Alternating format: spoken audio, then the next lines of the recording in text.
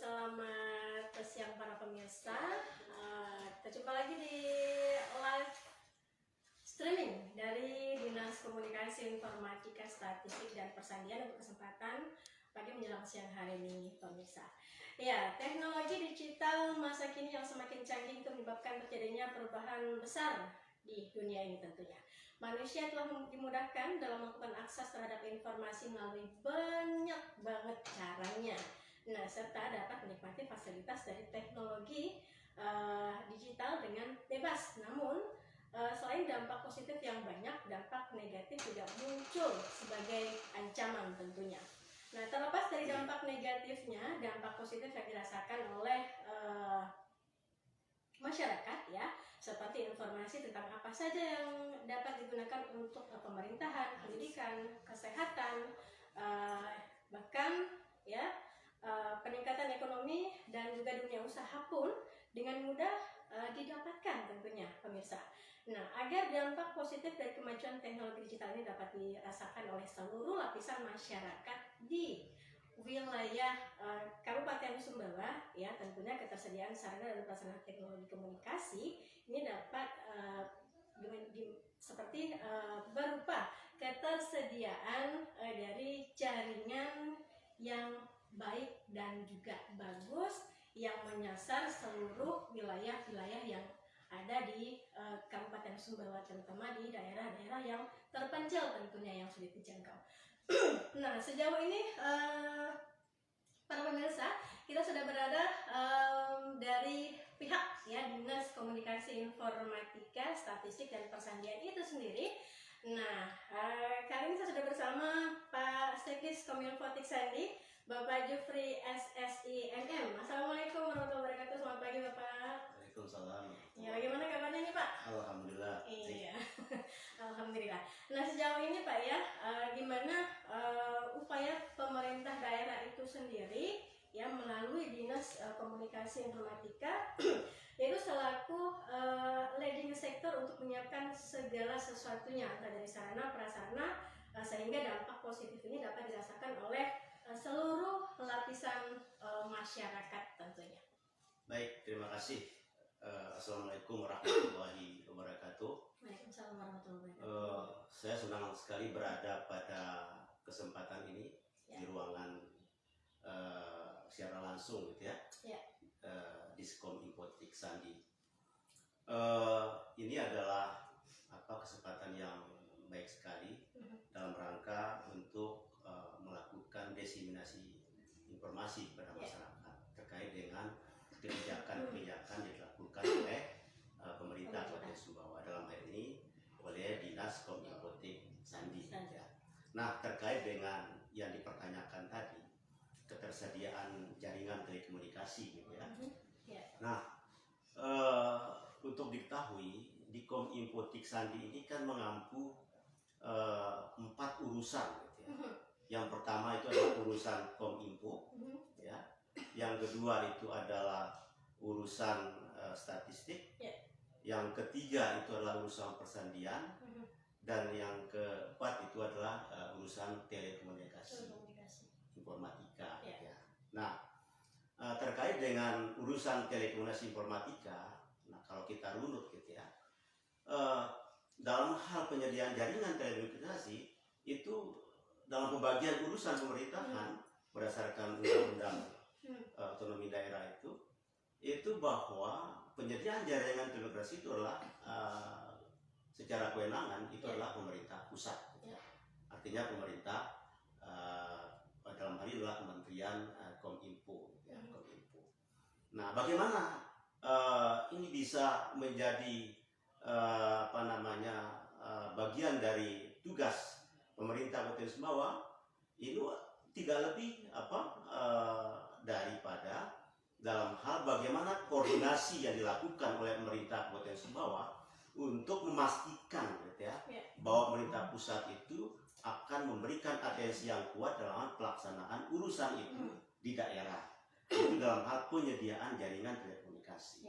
Nah, tidak kurang yang sudah kita lakukan oleh pemerintah Kabupaten Sumbawa dalam hal mendorong pemerintah pusat agar infrastruktur ini bisa berada di semua wilayah, sehingga kita tidak mendengar lagi ada daerah-daerah yang dikatakan sebagai blank spot atau daerah yang lemah sinyal, ya, lemah sinyal.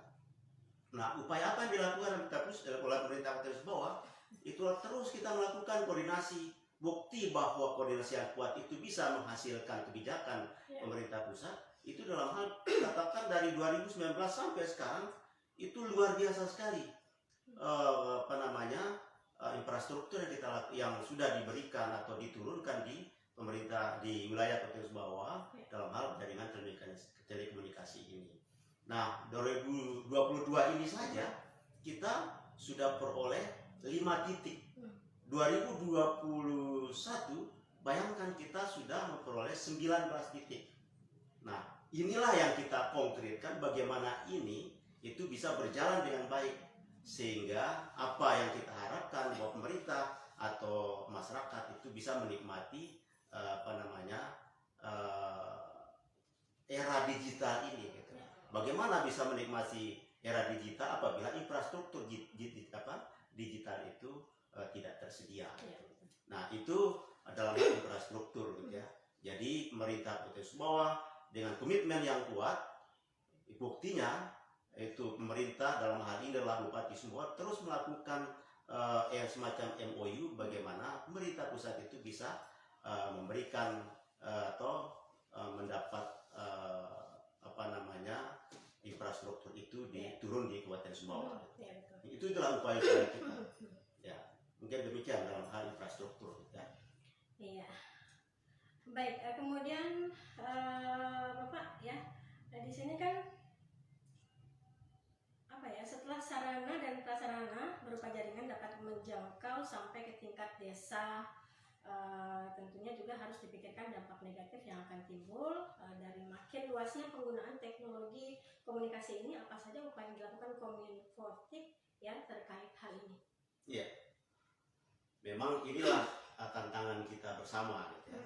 Setelah infrastruktur ini baik atau berjalan dengan bagus, maka tentu ada impact ikutannya, ada dampak positifnya dan ada dampak negatifnya. Saya rasa ini adalah sangat manusiawi sekali gitu ya, dampak dari pembangunan. Tetapi dari segi coverage area yang sudah kita upayakan itu sudah cukup luas. Bayangkan di Kabupaten Sumbawa apabila terbangun 5 titik ini, itu kalau kita kalkulasi paling enggak blank spot kita itu sudah 0 ya, arti 0%. Ini harapan kita. Cuman ini harus kita tingkatkan dalam hal kualitasnya gitu ya, dalam hal kualitasnya. Bagaimana mengcounter dampak negatifnya ini? Inilah secara bersama-sama dengan masyarakat itu banyak sekali yang sudah kita lakukan.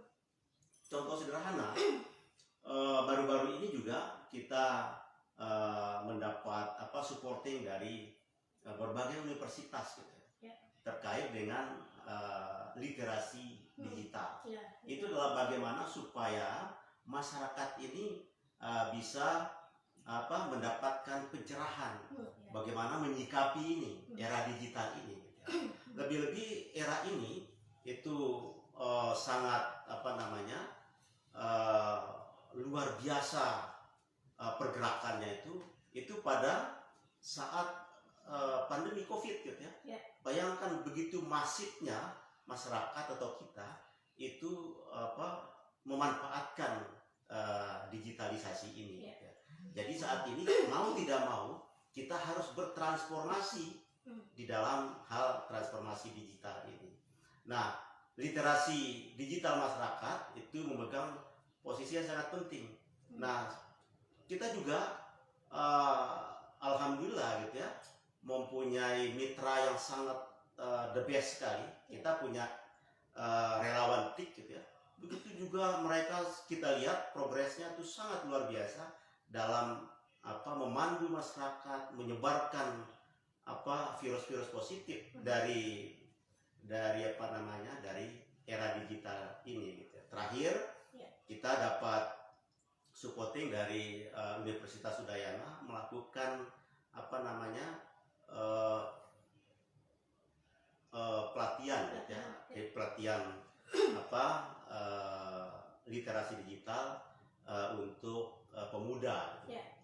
Kalau kita lihat anunya itu adalah Pemuda Indonesia Timur waktu itu. Nah, itu juga disupport oleh relawan TIK. Saya rasa relawan TIK mempunyai peran yang sangat luar biasa sekali dalam membantu kita dalam meningkatkan indeks literasi masyarakat. Jadi indeks kita ini bisa dikatakan masih pada kondisi menengah, ya. Kalau kita gunakan skala 3, skala 5 gitu ya, dalam konteks nasional kita baru berada pada rentang 2 sampai 3 itu indeks kita. Artinya kita punya ruang yang harus kita penuhi lagi supaya indeks literasi masyarakat ini bisa meningkat gitu. Nah, ternyata indeks literasi ini itu ditopang oleh berbagai instrumen gitu ya, berbagai instrumen.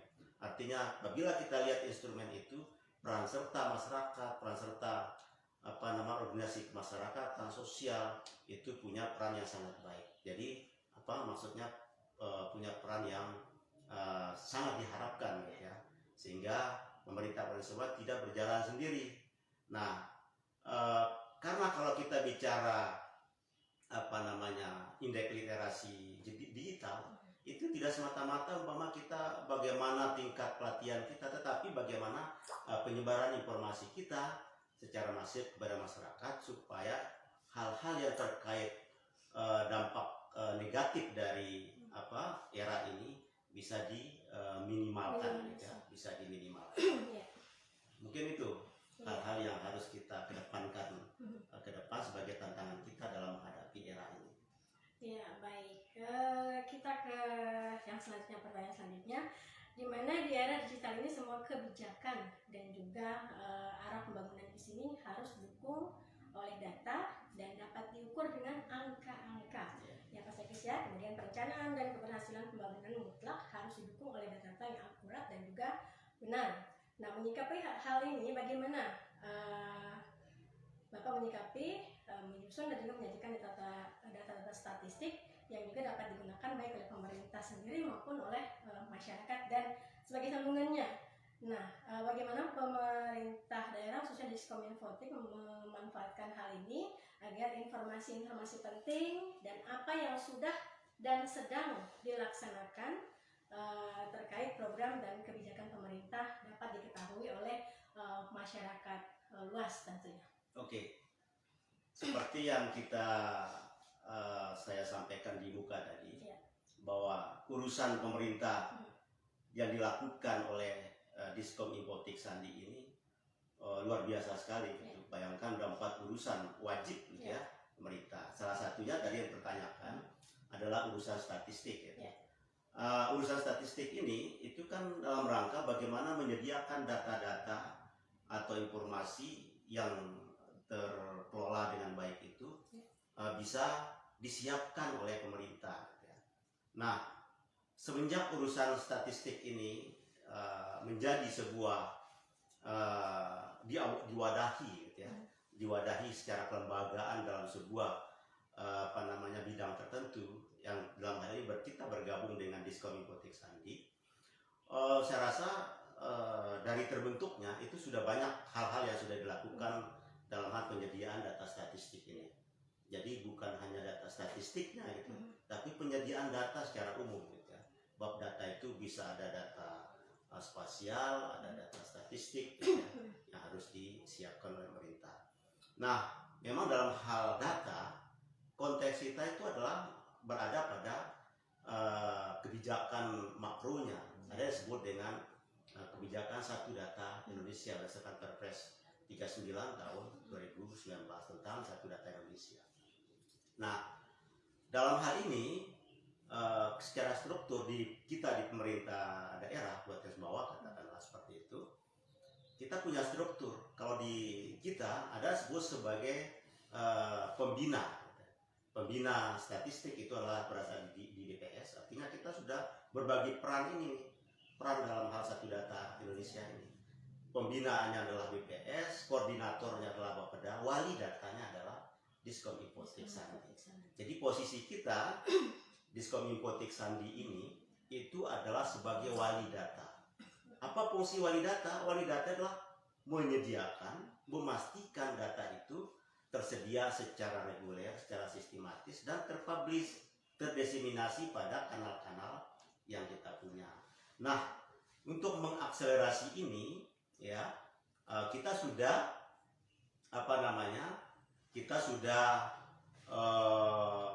membuat inisiasi, ada kita buat inovasi gitu ya, namanya Sigma Sumbawa.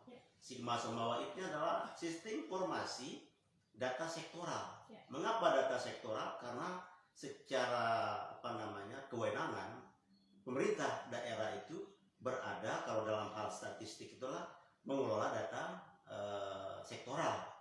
Sedangkan data statistik dasar itu berada di BPS.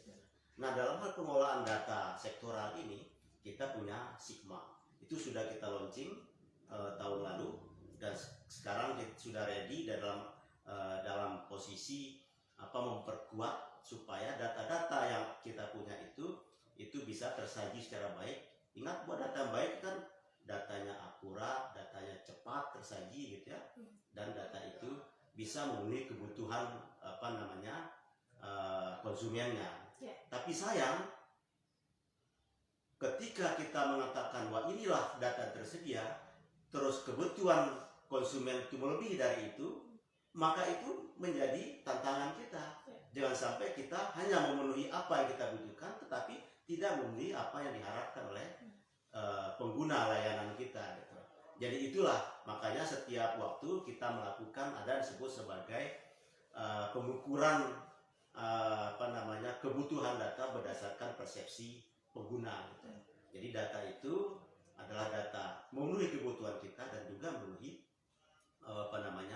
kebutuhan pengguna kita. Sebab nanti yang menjadi indeks layanan kita berkualitas atau tidak itu tentu adalah masyarakat, dalam hal ini sebagai pengguna layanan kita.